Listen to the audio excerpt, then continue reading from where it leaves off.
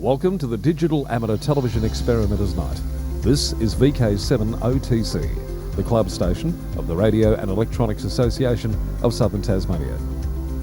Amateur radio is a worldwide hobby that has many different aspects. Digital television is just one of the many modes and areas that are covered. Maybe you're interested in becoming involved in the DATV Experimenters Nights. You realise that you do not have to be a radio amateur or need any ATV equipment to participate anywhere in the world.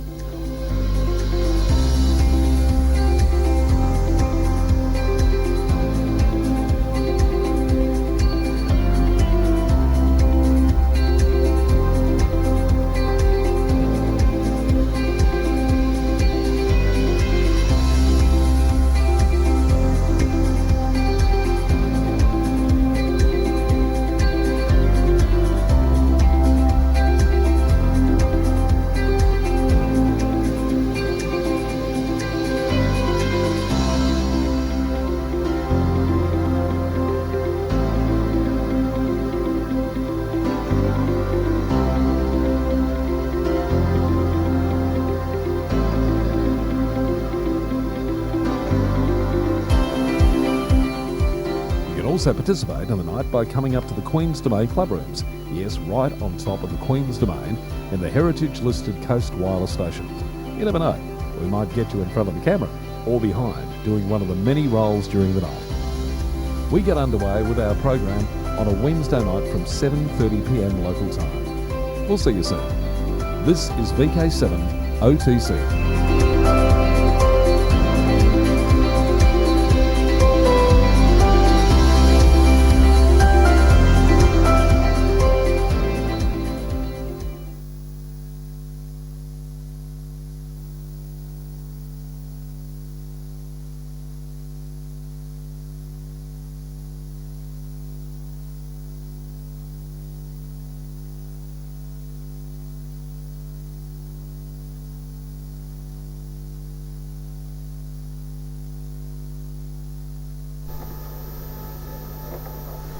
And this is VK7 OTC, the club station of the Radio and Electronics Association of Southern Tasmania, with our ATV Experimenters Night.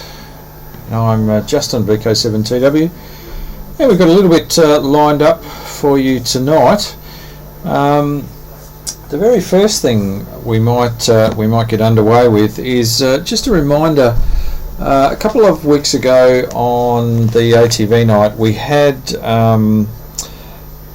a bit of a story on the StarLink system. So the StarLink system is a system that SpaceX, Elon Musk's company, is working on to put up to about, I think it's 12,000 low Earth orbiting satellites in orbit to cover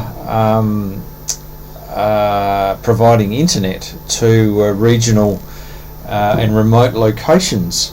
And one of the things that, as these things get launched, they are in, they get released in bulk, like 60 of these satellites all at once, and whilst they're working out then how to deploy these satellites and move them off into different orbits, they zoom across the sky in a great big long trail. And if you happen to be in the right place at the right time, you can see this trail go past, and it's a dot of 30 or 40 satellites all in a big trail. Now there's even hang on, I'll go to our close-up camera. So there's an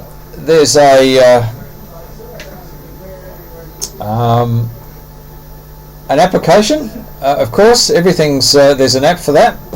This is called StarLink, and if you click on it, brings up actually we'll go back a step here. It brings up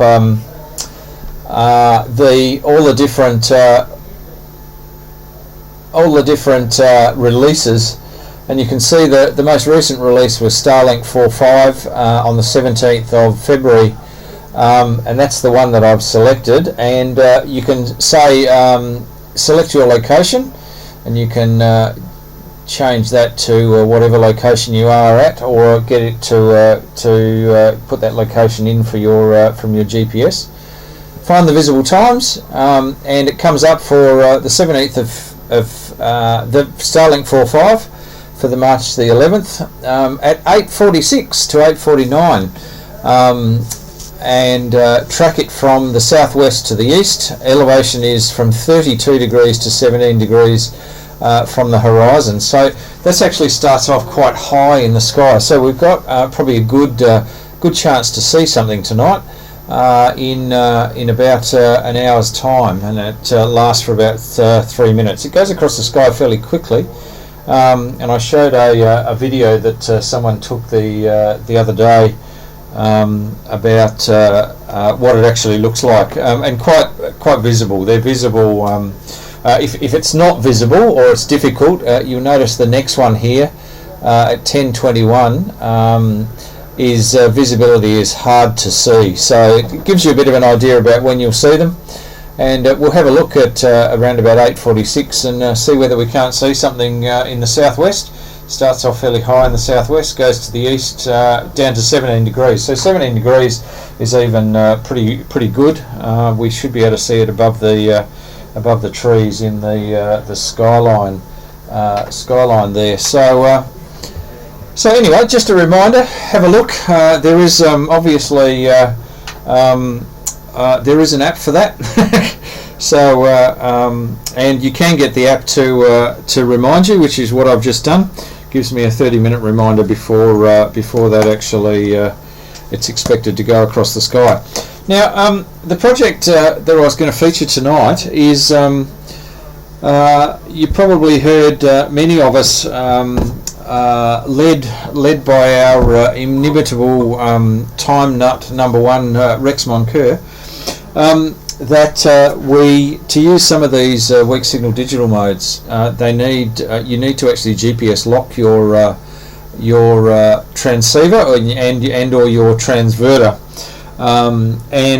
There are many ways of doing this. There are many ways of now buying little modules that give you a GPS Disciplined Oscillator output on 10 megs. Now, one of those I'm going to show tonight, which is a project that I have been working on. My GPS Disciplined Oscillator in my shack decided to fail about 2 or 3 weeks ago with a power supply problem. My very nice Symmetricon HP GPS Disciplined Oscillator, but given that it's probably 10 to 15 years old and only cost me $100 at the time, I think it doesn't owe me anything. So I had to come up with an alternative for the shack, because I have all my transceivers GPS locked. So what I have come up with, and what we might try and do here, is we'll stand this up, and now let's go this way. So what you're looking at here is switch mode power supply, Trimble Thunderbolt. This is a little unit which is created by Trimble. These were designed to go in test equipment to provide a 10 meg stable, very stable 10 meg source and a 1 pulse per second source. And a lot of these have been pulled out, and yet they find their way to eBay and bits and pieces. And I'll acknowledge the late Joe Gelston for this one, who actually passed this on. And then over here, you'll see there is one input here which comes from the 10 meg output of the Trimble Thunderbolt, goes up into here. And then on the front panel, if I turn it around very carefully, you'll see they come out to 6 outputs, 6 isolated outputs. So these are electrically isolated. They've actually got transformers for each of these. And there are also amplifiers for all 6 of those outputs that give me a constant output on each of these of the 10 megs that goes into it. So I distribute these to the various bits of equipment that need a stabilised 10 meg source. And then down here you'll see this is the KJ6OWL Trimble Thunderbolt display. And if we zoom, let me see if I can do this.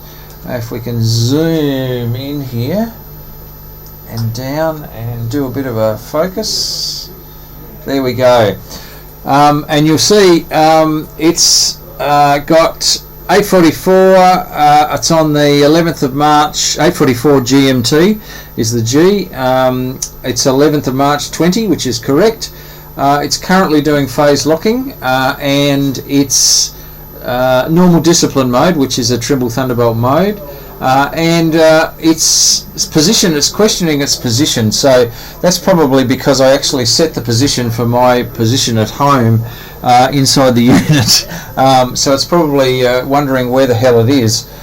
So it has picked up GPS signals, enough satellites for it to start disciplining the oscillator, which is good, and it just gives you a little bit of a status display that enables you to see whether it's locked. You can also see there we've got the 1 pulse per second output, which I bring out to the front panel, which enables us to for those bits of equipment that need a 1 pulse per second. So that's the latest. Oh, and this little cord with the SMA on it goes off to a 5 volt GPS antenna, active antenna, the little cube antenna that is just outside on a metal plate to provide a bit of a ground plane. So that's a GPS disciplined oscillator for the shack. It gives you multiple outputs, multiple isolated outputs, so you don't get ground loops and all sorts of stuff. But that's what's replacing my my HP GPS disciplined oscillator in the shack. Once I take it home and plug it in and get everything back up and going again. The Trimble Thunderbolts, I bought my first. I've got 2 Trimble Thunderbolts. My first one I think I bought for something like about $50. This particular one, or one that if you try and buy them today, they are anything from $300 to $400 to $500 and upward dollars. So I probably should have bought a few more when I could get them for $50. I didn't realise what I actually had. They're a single oven. There's a single oven OCXO inside that box that it disciplines. That provides the 10 meg oscillator that the GPS signal that they receive then disciplines based on the rubidium standards in each of the GPS satellites and also the GPS down stations, so ground stations. So it provides you with a very stable 10 meg that you can then discipline your various transceiver and transverter oscillators to. So that's the latest project. What I might do is just go and if Richard VK7ZBX is out there and listening, Richard, if you'd like to bring in your work in progress transceiver, your transverter and power amplifier, if you're listening, you'd like to make your way into the shack, yeah. So Richard's been. Our next thing is our 1296. A number of us are working on increasing our power and also let me come back over here. Increasing our power and oh, here we go. Hello, Richard. Welcome.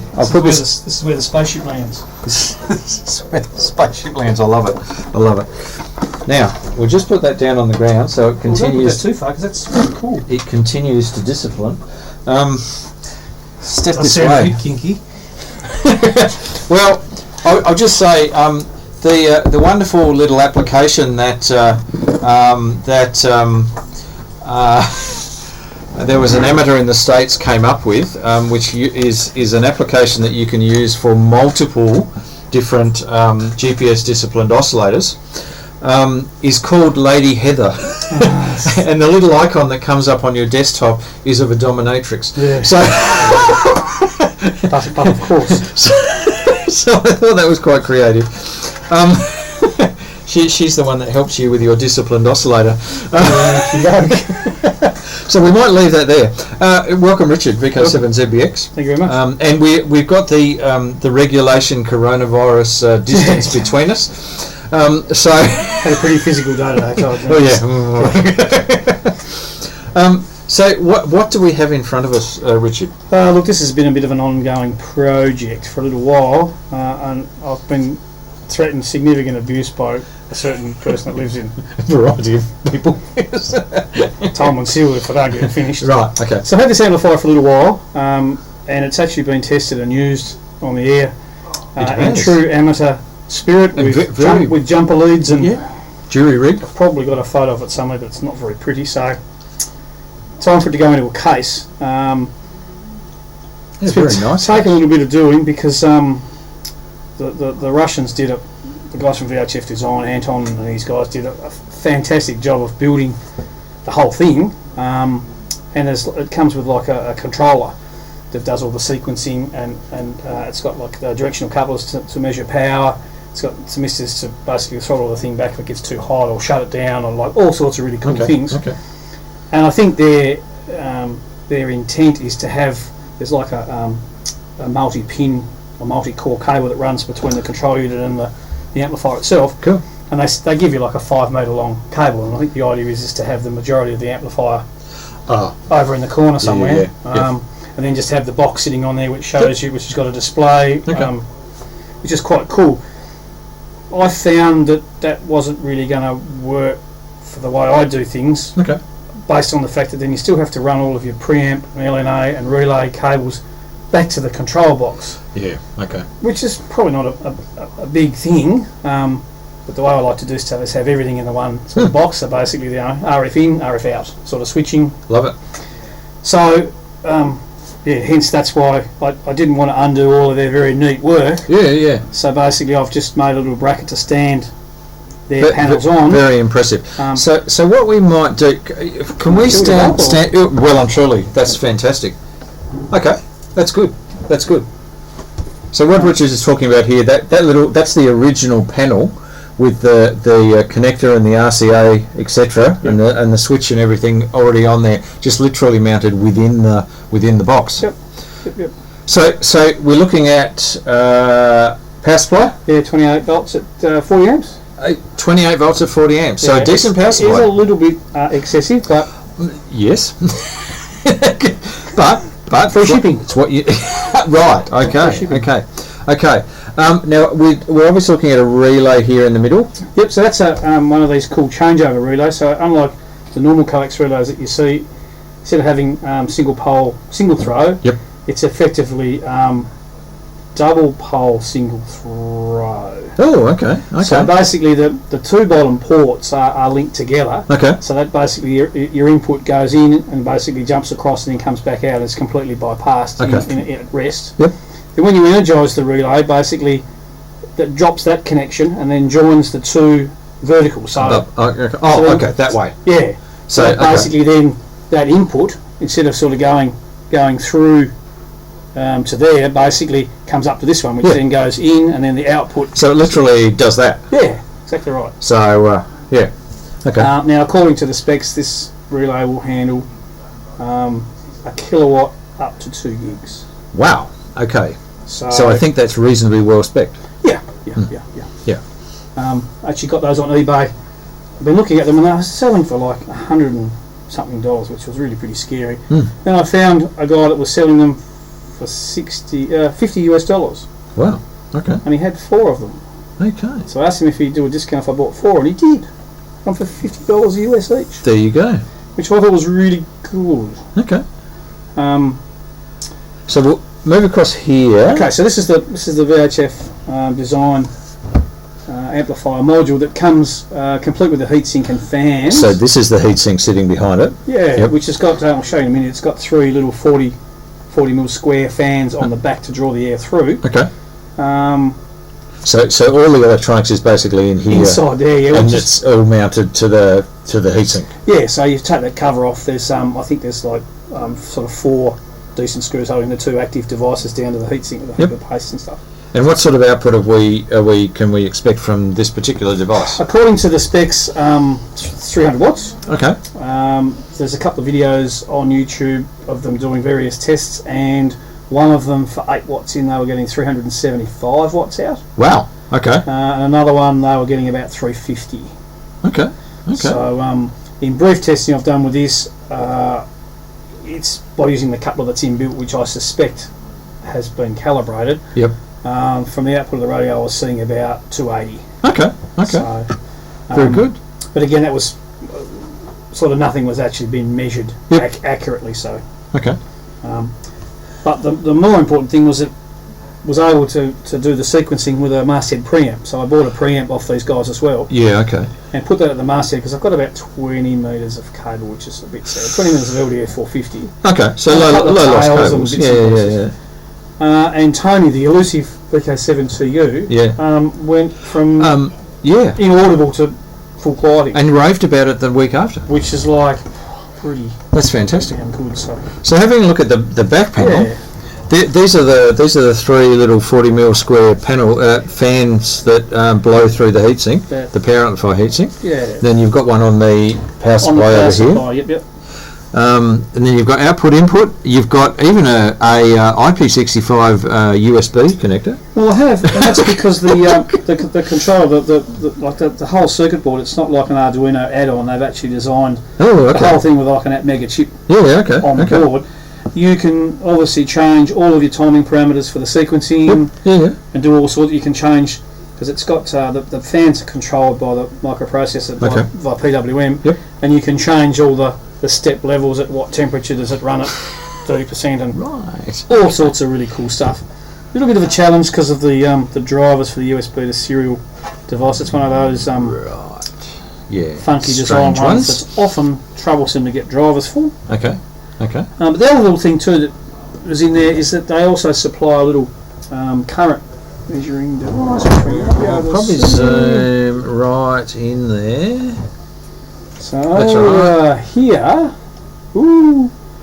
that's basically the supply goes through there. Put that pesky cable in the way. That's right. But that basically measures the current being drawn by the whole thing, and it's displayed as sort of part of the front panel display. We might turn can we turn it around so that we're looking at the front panel? Because the front panel is very impressive. I did note that it is in a certain company's orange. It's matching my car, right? Which is actually on your jacket. So there you go, on your high-vis personal protective equipment. Should note that none of this was done during work time. Oh no, definitely. Yeah, we note that. That's very good. Oh yes, a bit of swarf. That we've all spotted. But yeah, so basically the obligatory power that went to a blade fuse holder for the high current, so 30 amps. And it's a 5 amp sort of 240 fuse in case things sort of go really bad. Couple of LEDs. One will be sort of go across the LNA relay to basically give indication that there's power going up. Okay. Even though you really don't need it. It's sort of duplicated on the display here, but you can never sort of be too careful about knowing when things are working. And the other LED down here will be for the changeover relay in here to basically just give you positive indication that it's switched. Okay, cool. Cool. And then all the switches. Yeah, so obviously there's a display which is a 16:2, which shows you all sorts of cool things, and you have the ability here to turn the LNA on and off, to turn the power amp on and off, to do manual push to talk. Okay. Push to talk, and change the display from reading current to reading watts. Power. Yeah. So, Okay.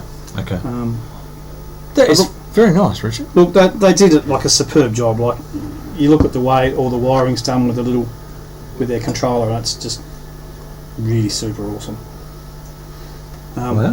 A note to anyone that buys one of these, please be aware that the fan controller, there's a wire that basically drapes from the harness that's got a little tag on it that says fan. Probably best not let that touch ground. Right. because things happen. well, yeah.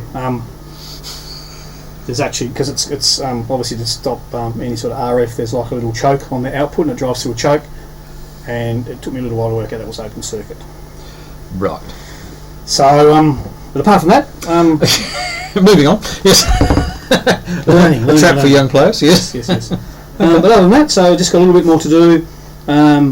Basically, because it's all driven, it all runs at 28 volts. Yep. So I'm just going to use one of those little step-down sort of switch mode devices to drive a 12-volt relay to do the switching for the masted preamp. Okay. And then she should be away. So hopefully on Sunday we should be good. Ooh, so 1296 QSO party for those who have forgotten. 1296.15. Yes. And we've been getting regularly at least 10 people. Which has been really good. So very good indeed. And I note that Steve 700 is in the studio here, who is a 1296 aficionado. He actually has 2 antennas set up, one to Mount Romney, correct, and also to Mount Wellington. So he has multi-directional capability. So yeah, very We're good. trying to move him into a preamp. Ah, preamp. Resisting. Then he'll hear everything. Yeah, can't hear Can't say everything. things My about God. him. Well, that is fantastic. And my $64,000 question was, when do you think it will be up and going? And you've just answered that. So that's Sunday. Yeah, otherwise I'll never live it down from Rex. Right. Okay. And Tony will be raving again. Yes, hopefully it'll be good. So Richard gets no sleep on Saturday night. trying to get it all up and There going. was plans over the long weekend. Of Exactly. course, long weekends are really good for doing this sort of thing, but they're also good weekends for socialising. Socialising and other bits and- and pieces. and So yeah. sampling wine and things. So And yeah. Partaking of joyous things. this is true. That is fantastic, Richard, and congratulations. Thank you very much. I look forward to a huge signal from you. Yes, hopefully it'll all be good, and put the lid on, then we can concentrate on another project. Of which What is the next project? Uh, Regis? You want to put it out well, there? we've had a bit of another look. We might have come across a few more of these NEC amplifier modules. Okay. Keep I was a little bit slow. There was a VK1. I can't remember his course one. VK1 JA. JA. Yeah, that sounds about right. Julia. Who had for sale a 70 centimetre power amplifier that used one of those NEC XTV transmitter modules. Yep. Which looked really, really good. It was a very sort of cheap price, and I was just a bit slow, unfortunately. But he's had Jason is the gentleman's name, but he's had a significant amount of experience with those particular NEC things. So I'm going to get a few more particulars on the ones that I have. Yep. And if they're going to be usable, then we might be having a 70 centimetre mod day. Sounds good. So sounds very good. and look, stuff that's sort of laying around that's commercial that's not being used, if we can press it into service, Well and true. it's got to be good. And who knows? We might have something to sell at Gibbs Tech or something. Well, look, Who knows? Something if we can just make a bit of noise next E-season or something. So Definitely. So, Definitely. Fantastic, Richard. that's it. Thank you very much. Thank you very much. And I look forward to a huge signal on 1296. We'll do our very best. And yeah, Cool. Thank you very much. no worries. Thank All you. right. All right. We'll get underway. Let's come back to here. And that was Richard VK7ZBX with our with a very, very nice project 1296, getting his voice a little bit louder on 1296. So there you go. Now we do also have Murray and myself, who are working on getting a little bit more power on 1296. We both have those Lucent 1296 modules, which we are working on pressing into service. So yeah. Now I do just have to remind people, I am actively monitoring the chat channel tonight, which I'm sorry to those people there were some people who chatted, who put some comments up there and probably wondered whether I was ever going to get back to them, but I did realise that They were there too late, unfortunately, but I am monitoring it now. Now, Meet the Voice. What is coming up in the next few weeks? Meet the Voice is a wonderful weekend, if you want to make it a weekend, or it's a day, it's a Sunday, on the 22nd of March 2020. It all happens at the Ross Recreation Centre, which is at Ross in the Midlands, and the Recreation Centre is, if you're driving from Hobart, it's if you're driving from Hobart, you go through town, and towards the Launceston end of town, you turn right and head up to the Oval, and it's right next to the Oval. Now, the Meet the Voice is run by the Sewing Circle Sewing Circle Net group, and they have a barbecue as part of that at the recreation ground. And then they have a little presentation for the Sewing Circle Trophy, which is a perpetual trophy that goes to the most loquacious amateur for that particular year, that previous year. And hello Warren. Good evening. And they award this to the most loquacious amateur for that particular year, the previous recipient of that particular award. So that goes on, and there's usually a raffle and a few other things that goes on to raise some money for the Sewing Circle Net.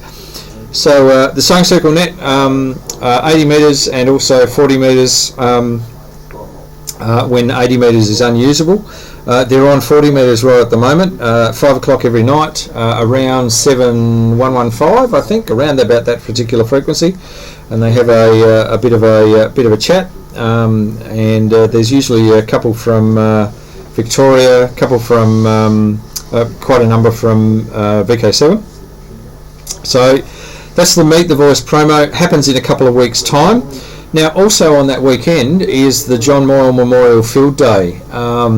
So what the John Moyle Memorial Field Day is all about is basically getting out and operating portable. That's what it's all about. You can have home stations, you can have field stations, but it's getting out there and operating portable, basically proving your station in a portable arrangement, operating not using power. That's one of the key things of the John Moyle Memorial Field Day. So operating off of battery or solar or wind or some other method of generating some voltage and current. And it runs from the 21st to the 22nd of March. So and the contest rules are available on the WIA website. Now, I just thought I would finish off. We've got a quick one tonight. Where are we? We're 6 past 8 o'clock. So just to remind people, next week we have a very special guest in the studio, in Julia Druin, who is half of Sisters Acousmatica, our resident radio stars, art installation stars. I'm probably underdoing them there, but but Julia and Pip put on a fantastic show out at the Moona Arts Centre with their radio station In a Ute, which ran for a couple of weeks. That was absolutely fantastic, and during that time they actually played well over 100 artists' works as part of that exercise. Now, Julia is involved in a very similar exercise that is run out of France. So it's run out of WebSyn Radio, which is French, and they have a special project which is running from March the 5th to the 18th, which is called Fukushima 9 Years Old. So Fukushima happened 9 years ago. That long ago. And there are so many artists who have contributed works to this particular exercise, and Julie is one of them. And so what I thought I would do is I'm going to try something here, and I'm not quite sure it's going to work, but bear with me. If we go here, and I do this so that I can see what I'm actually doing. Here we go. Meanwhile in Fukushima. Now, this is Fukushima OpenSounds.net is the project, and there are some feature artists that appear up the top here. And what I was going to try and do is scroll down. You can see these are actually 3 wide, so I've got a little bit of a resolution issue here. But if we scroll down far enough, and you can see, here we go, Julia Druin is a contribution and open sounds. So if we click on Julia, it opens up and shows Julia to be in Tasmania, and then goes into her contribution in French. I can stick on Google Translate. I'm sure it's a pop-up there that I can't actually see, but anyway. But this is her contribution, which she is coming into the studio next week to actually take us through what her contribution is, and a little bit of the background of this particular project. So that's I'm going to pull this back over here. So let's just go to here. So that's our program next week. We'll have Julia in the audience, in the studio actually, in the studio telling us all about Fukushima 9 years old. So I thought I'd do a bit of a spiel for that. So there you go. Okay. Now I'll just I'll put out to our studio audience.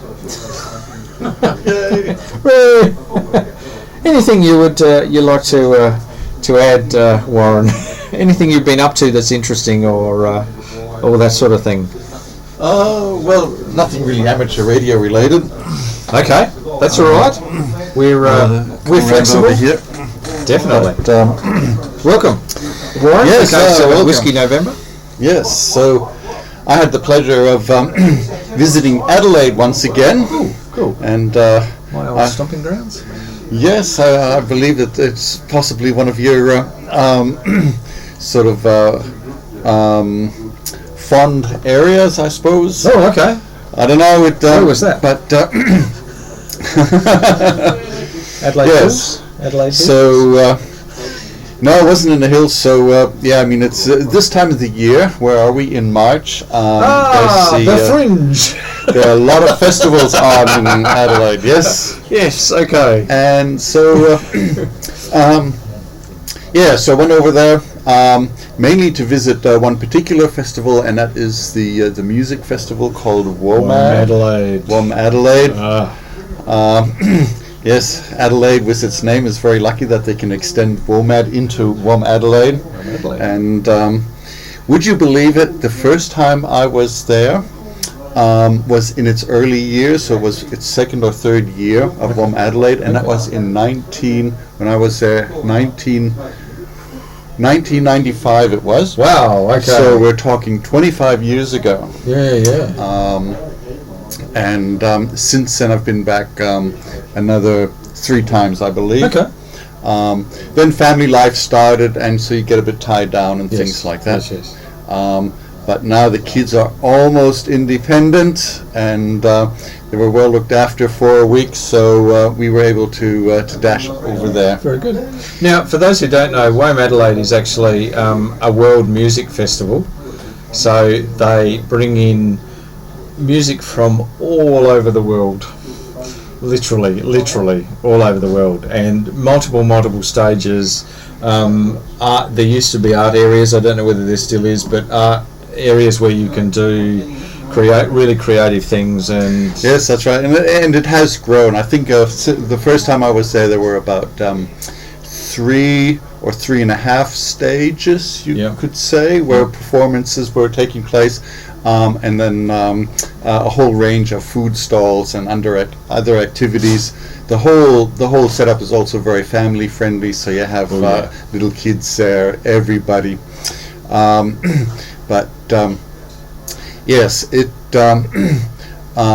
it covers a whole range of things. It certainly has expanded. It's I think they use more real estate now than what they had in the past. So I'm sure there's something like up to about 8 stages now. Wow. Some are really little niche ones. Yep.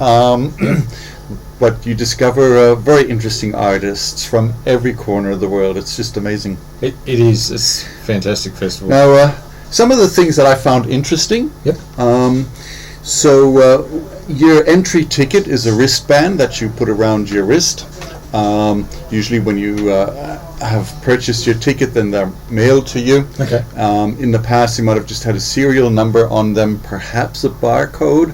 But these days, each and every wristband has its own RFID in it. So they use a mobile phone-like device to scan you in and out as you go through the gates there.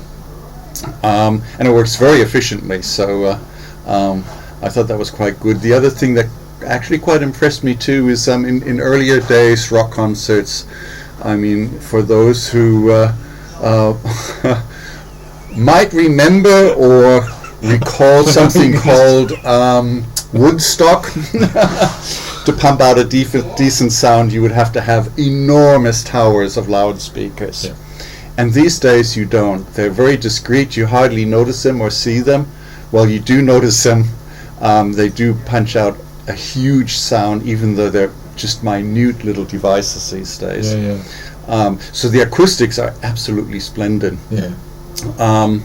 Also fascinating, the 2 largest stages there, so they have stage 1 and stage 2, whereby stage 1 is actually called the foundation stage, but that's sort of the grandstand stage with huge towers on each side, scaffolding towers with some banners and flags waving in the wind, just enormous and fabulous. So they have, for these 2 big stages, they have additional screens set back a bit further, so that if you can plonk yourself a little bit away from the screen, from the actual stage, but still see what's going on. Use the screen, and the screens have the advantage that they zoom right into the artists too. So in fact, in some ways, you get a better view.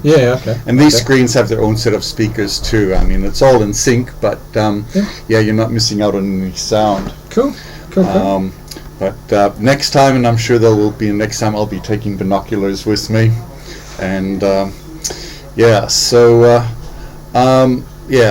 organized, and look forwards to the next one. So what was the highlight, if there is a highlight? Well, actually, I have to say, in past visits to WOM Adelaide, the highlights were usually discovered by accident. So, I mean, you do get a program, you study them, you read through them, you start building up kind of almost like an itinerary of the performances you want to see, because there are many things running parallel. The big performers will play multiple times. So you got a chance to see them for sure, or even see them several times if you're keen. And of whether it's Nusrat Fateh Ali Khan, who I experienced first time there back in '95, or later in the '90s or early 2000s, an interesting group called the Afrocelt Sound System. But this time I have to say, I was able to just sort of sit back and let all the logistics, the organizing or the planning of what we wanted to see be prepared by my good wife, my other half, who I feel very fortunate, I find has good taste in music, and therefore we we have seen not only a lot of great artists, but so many that I just can't remember the individual names so well. Okay. But she took notes of the ones that we liked, and back in earlier times we would go to the CD stall there and start grabbing the CDs of all the ones that we'd like. Today it's a little bit different. You sort of earmark what you want, and then it's downloaded. Yep. Yeah. On Spotify or Bandcamp or whatever platform you're on. So yep. Okay. But I have to say, all in all, this time of the year, I don't know if Adelaide's like this 12 months of the year, but the atmosphere is just fantastic. Yeah. Each and every time we had fantastic weather. This time again, and it's just marvelous. You sit there out in a park, especially sort of during the late afternoon, early evening, you start to see the sunset colors, and the airport's not too far away. You just see these huge birds just gliding down in the background. It just all blends together in a wonderful way. One of the things, if you don't come from Adelaide, you probably don't appreciate the layout of Adelaide. But Adelaide is incredibly well laid out. It was created with 5 squares, and there are 4 squares, and then there is one right in the middle, which is Victoria Square, right in the middle of the CBD. But if you draw a line to those 4 squares, it's a square mile. It's square mile of Adelaide. But then they built the city around those squares, and then and this is the masterstroke, they put a huge parkland around the outside all the way around. And so this parkland is probably, I don't actually know what it is, but it would be like 500 or 600 metres at least across, literally around the whole of the city. Well, that's how I recall the city. I mean, to the north of the CBD, if you like, you have the river that flows across. The River Torrens. Yep. And beautiful parkland following the banks of the river. Yep. And then you go over to the northeast a little bit, you get the Botanic Gardens, yes. Then the Botanic Park, yes. And then the zoo. Yep. And where we stayed this time was sort of on the northwestern side, towards the end of Hindley Street. Okay. Very interesting street in indeed. In the okay. This will be a topic for another occasion. The entertainment precinct of Adelaide, yes. Okay. Well, let's just say,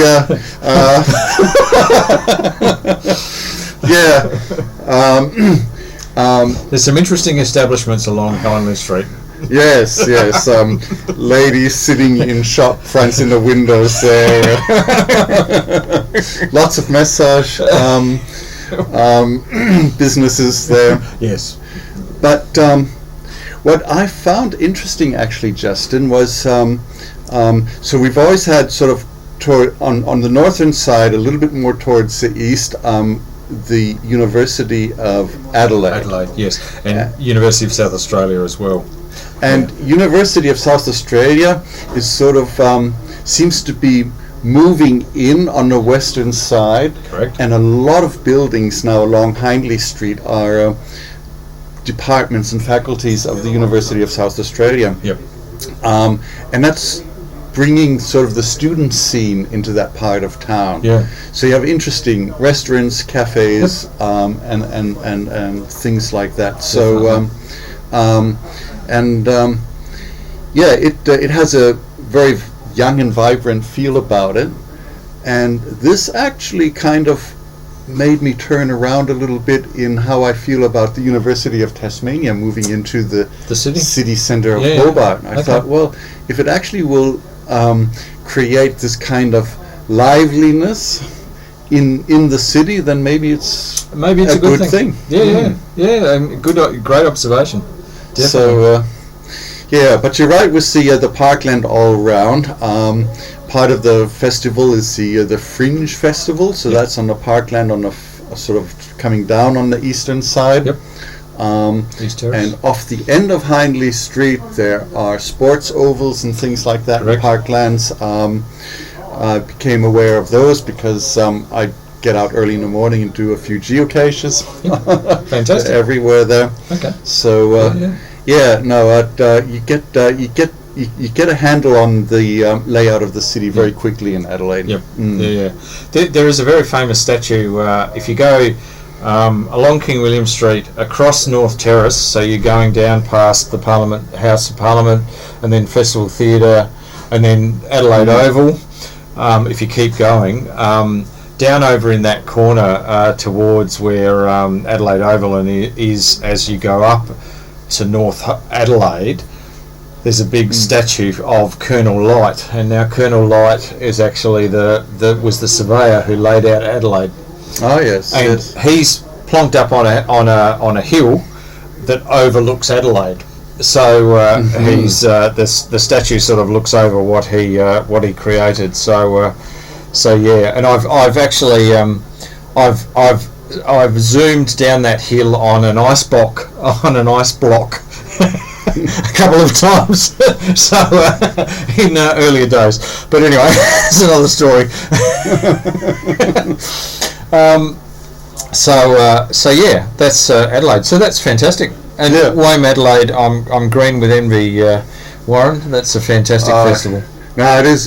It's just a wonderful way to spend 4 days. Yeah. It really is. Yeah, The whole atmosphere there. Yep. I mean, it's not just the music; it's the whole atmosphere there. Correct. The variety of foods you can sample and things like that. In fact, too. Helen and Ruben have been there a couple of times. So they've been back to Adelaide a couple of times, and it was basically to attend Wame Adelaide. So yes, great, yes, great, there you go. Great festival. Yeah. Cool. Yep. No. All good. Also recommend like the museum there. Yep. I ducked in, visited the. They've got a space exhibition there. Okay. And so our Australian astronaut. Oh, Andy Thomas. Andy Thomas. Yes, Andy that's him. Thomas. You can see his genuine cosmonaut suit that he wore when he was on Mir. Yeah. And a few other. Personal items of his. Fantastic. And also fascinating, and you'll like this, the geology department. Well, that's the biggest meteorite that I've seen on display and anywhere. It's right next to the Mawson Lecture Theatre, which is where we used to have lectures. So yes, and I visited the polar section too. So correct. No, so, all in all, a great trip. Yep. And of course, University of Adelaide was Mawson's university. That's where he ended up being a professor of geology at. And in fact, there's a bust out the front of the in North Terrace of Dougie, and the geology department every year celebrates Dougie's birthday, with many beverages being being downed. So and you usually know it's Dougie's birthday because Dougie suddenly appears. The bus suddenly appears with a scarf or a beanie on it. Oh yes, yes. So yes, that's interesting. No, and Mawson's or Dougie's beanie, which is pictured or featured on the $100 note, the earlier one, is on display at the museum. So cool. Yeah, you can have a close look at Fantastic. it. Yeah, up close and personal. So good stuff. All right. Well, I might call it quits at that, Warren, because we're 15 minutes away from potentially seeing the Starlink 4 to 5 satellites whiz across the sky. So thank you very much. Yeah. My pleasure. Thank you. Great to hear that Wame Adelaide was an experience to be experienced. Yes. Again. And, I was getting a little worried as it was coming closer and closer with the whole COVID-19 issue. I thought, gosh, if they call it off, that'll be a disaster. But no, it happily went ahead. Yeah. yes. We're doing lots of analysis right at the moment around that. All right, I'll leave it there. So thank you very much, Warren. Thank you.